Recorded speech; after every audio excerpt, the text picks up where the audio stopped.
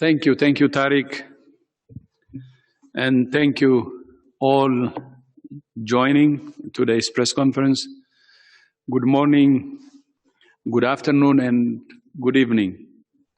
There have now been more than 4 million cases of COVID-19 across the world. Over the past week, several countries have started lifting stay-at-home orders and other restrictions in a phased way. Countries put these stringent measures in place, sometimes called lockdowns, in response to intense transmission. Many have used the time to ramp up their ability to test, trace, isolate, and care for patients, which is the best way to track the virus, slow the spread, and take pressure off the health systems. The good news is that there has been a great deal of success in slowing the virus and ultimately saving lives. However, such strong measures have come at a cost, and we recognize the serious socioeconomic impact of the lockdowns, which have had a detrimental effect on many people's lives. Therefore, to protect lives and livelihoods, a slow, steady lifting of lockdowns is key to both stimulating economies while also keeping a vigilant eye on the virus so that control measures can be quickly implemented if an upswing in cases is identified. I have previously outlined the 6 criteria countries need to consider before lifting stay-at-home orders and other restrictions. Over the weekend, further guidance was published that outlines the 3 key questions countries should ask prior to lifting of lockdowns. First, is the epidemic under control? Second, is the healthcare system able to cope with a resurgence of cases that may arise after relaxing certain measures? Third, is the public health surveillance system able to detect and manage the cases and their contacts and identify a resurgence of cases?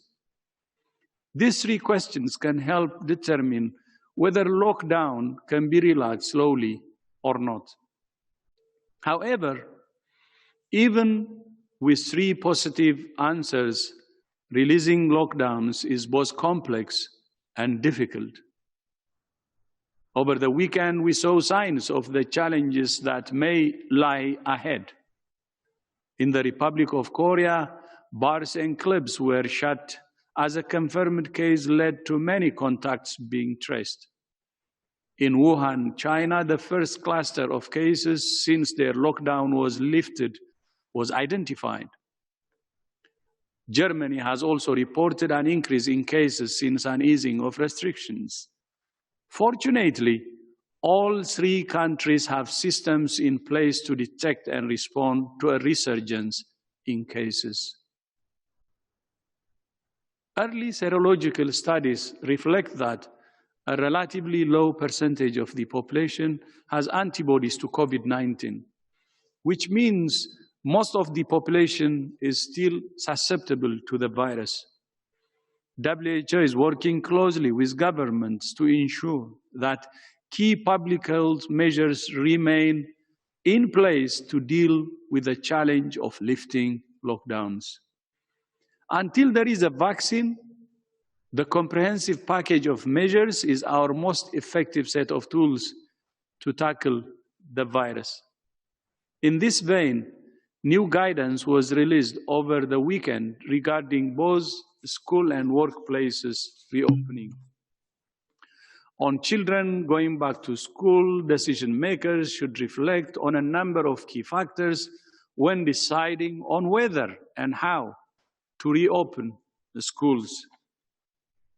First, a clear understanding about current COVID transmission and severity of the virus in children is needed. Second, the epidemiology of COVID-19 where the school is geographically located needs to be considered. Third, the ability to maintain COVID-19 prevention and control measures within the school setting. When reflecting on the decision to reopen schools, the local government should assess the capacity of the schools to maintain infection prevention and control measures. Last week, I also spoke to the International Labour Organization, ILO, and the International Organization of Employees, IOE, about the reopening of workplaces and how to do this safely. Over the weekend, WHO issued a detailed new workplace guidelines which recommend all places of work carry out a risk assessment for workers' potential exposure to COVID-19. This includes the implementation of measures to prevent the spread of the virus.